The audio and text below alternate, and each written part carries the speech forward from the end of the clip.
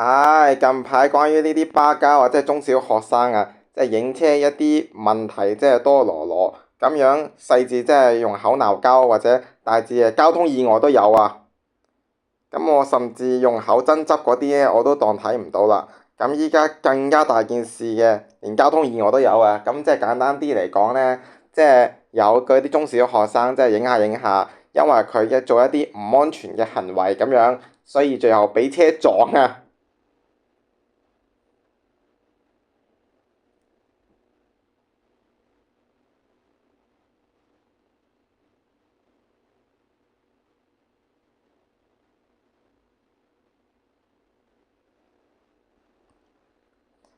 呢單就發生喺上個禮拜六嘅啫。嗱，你見到啦，呢個日期2026年5月17號下晝3點幾。咁究竟發生咩事呢？咁盛傳就係呢一班人，即係右邊你見到企出晒馬路呢班，就為咗影一架巴士嘅 IB show 廣告，咁樣就佢哋就企出馬路，想用最佳嘅角度影返張相。咁據說就係嗰個 IB show 全港嗰個 VM5831就唔係行指定路線，咁嗰日就行咗個214，咁啊於是就吸引咗成堆人喺度影咯。好啦，但係點解呢一條友要咁樣係突然間又行出嚟嘅？咁明明呢班人都係咁樣靜雞雞喺度，應該疑似都係揀好咗最好角度咯喎。咁呢條友唔知點解，咁唔使講，佢應該都係想去返行人路咁樣啦。最後呢，就俾架私家車啊撞到瞓咗喺地，仲要呢，佢個相機呢都係彈咗去慢線嗰度嘅。嗱，呢啲呢，我都係講到口水都乾埋㗎啦。其實係我未開工之前呢，都已經係不時發生一啲即係話即係巴迷嘅影相嘅一啲事件等等。咁出名少少，我印象中就係有一個影短珠，即係10.6米嗰個富豪超奧嗰陣仲未退役嘅，即係就快退役啦嚇。就臨退役前嗰幾日定係一兩個禮拜啊，就唔係好有印象啦。咁樣佢就行咗個40X 喺嗰個葵涌和宜合道嗰度。然之後佢嗰個即係又係影車啦嚇，落車之後咁就向前行，然之後就過馬路又冇睇車，又俾個電單車撞到，咁啊趴咗喺地下啦。嗱，我都唔係好揾得到相關片段啦，不過就即係約莫情況係咁樣，就不過就我都諗唔到係，自從我開咗工之後，情況係不斷惡化。你見到呢位仁兄呢？我唔知係咪慣咗大陸啊，定係話即係以為呢度係大陸咁樣，佢望向呢個反方向喎，即係話呢個即係佢以為有上左落係咪啊？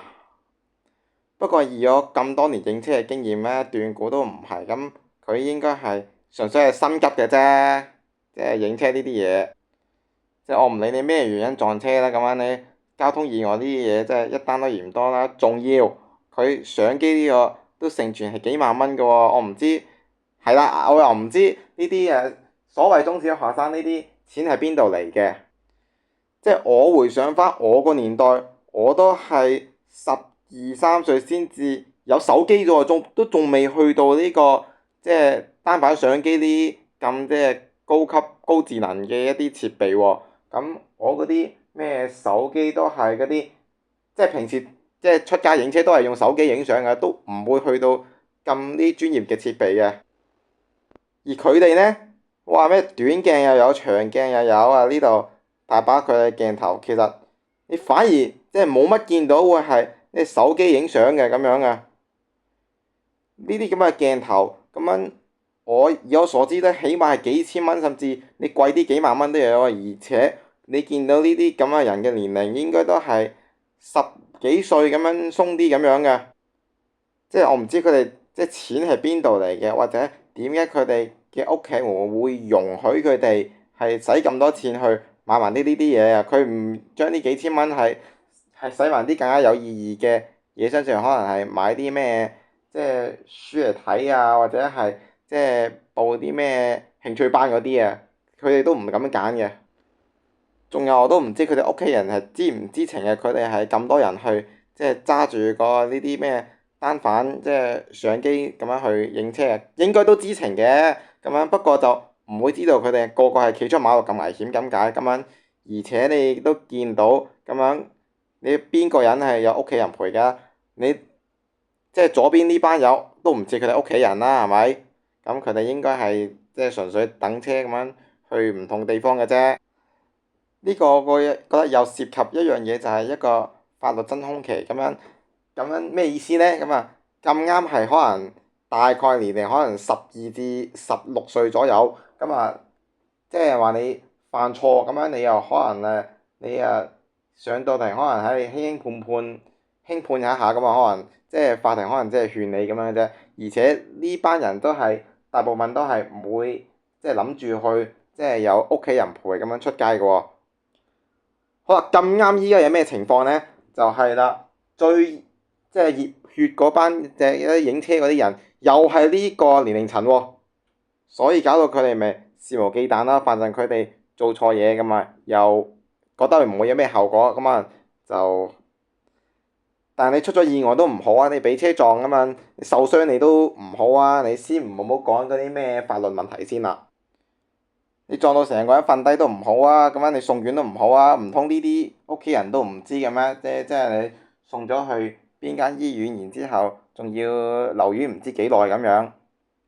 仲有佢部相機都唔平啦。今次好彩呢，佢呢個私家車嘅車速唔快，都係20公里左右嘅啫。我都有理由相信，其實呢架私家車佢預判到呢，即係有危險啦，前面即係有人呢會諗住衝出嚟啊。不過佢都係收唔切掣，因為即係太突然啦咁樣。你見到邊個係人，你應該都唔係好收得切啦，係嘛？呢個係要檢討嘅，係咪真係呢啲意外係咪完全又係司機嘅責任呢？咁樣其實好多啲司機撞人嘅意外都係咁講啊。咁樣係咪喺呢類交通意外，其實行人都要負上一定嘅責任嘅呢？咁與其講責任，不如即係重點集中火力講講點樣預防呢啲意外好啦。咁你都見到啦，咁其實你個即係 iTalk 上面呢，咁其實都幾乎洗晒版㗎啦。咁樣都係全部係講緊即係呢一單意外。咁樣依家公司仲有添，即係叫咗唔好去，即係派啲非指定路線都有，你都見到啦。其實點知呢啲應援巴士咁簡單啦？咁樣你仲有嗰啲咩怪獸都係咁話㗎。咁你怪獸嗰行啲特別嗰啲線，通常都會有人追拍㗎。你見仲有就係即係今個禮拜呢一兩日都有一啲即係爭執嗰啲嘢，咁樣又係啦。咁樣應該即係影相受阻嗰啲，咁即係仲有上個星期你都見到，都係影相受阻嗰啲嘅嘢。咁啊就架車就行唔到啊，擺街啦。咁有邊個贏啊？更加重要嘅係呢啲可能都係一啲咩交通意外嘅先兆嚟㗎喎。咁啊，可能就唔知係呢叫真原則之後會唔會又係即係有啲發泄？今次又係發泄啦。咁啊，因為佢就係踢垃圾桶嗰啲嘅啫。我會唔會有啲會過分到咧？係真係衝出馬路搏俾車撞咁樣發泄嘅，咁樣都唔出奇。咁樣以呢班即係中小學生嘅性格，咁樣真係唔出奇嘅喎。我都知講到口水都乾㗎啦，因為即係咩影車注意安全嗰啲咩，我哋學校又咁講，警方又咁講咁樣。不過就具體點樣解決呢？咁其實可能大家都係停留喺呢個勸喻嘅層面。好彩我就係即係23年左右退圈嘅時候，咁樣最後都係即係開工啦。咁我開星期1至5嘅啫，因為即係大家1至5都要返學，咁樣就冇乜機會見到呢啲咁樣嘅即係大家中小學影車嘅場面。不過其實好多年前我都提議過啊，即係用一啲咩即係影巴士嘅啲無人機嗰啲，仲要係自動嘅添，咁樣可以唔使去即係用人手去影啦。咁樣可能呢一班人可能企喺行人路線啦，咁樣佢哋有個即係無人機咁樣去，即係可以喺呢啲地方咁啊影。咁就算撞都係撞無人機嘅，唔會撞到人啊嘛，起碼。不過就係近排嘅，即係我做過一啲即係民意調查都即係講，可能佢哋都係偏好人手影嘅多啲咁樣，所以就我覺得都唔係好幫到手，但係幫到少少咯。